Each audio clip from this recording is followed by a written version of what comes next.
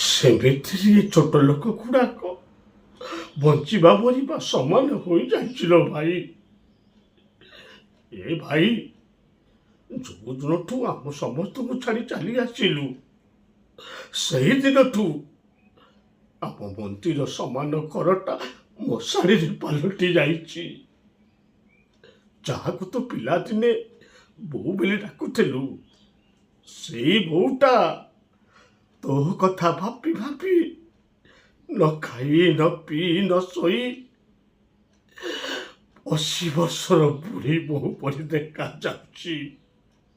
ଆଉ ଯୋଉ ଭାଇ ଢୋଲ ପିଟିଲେ 10 ମାଇଲରେ ଥିବା ବୁଢ଼ା ବରଗଛ ଉପରେ ବସିଥିବା ପକ୍ଷୀମାନେ ଉଡ଼ି ଯାଆନ୍ତି, ସେଇ ଭାଇଟା ତୋ କଥା ଭାବି ଭାବି ଢୋଲ ପିଟା ଚପକାଠିଟାକୁ ଭଲ କରି ଟାଣ କରି ଧରି ପାରୁନି ଲୋ।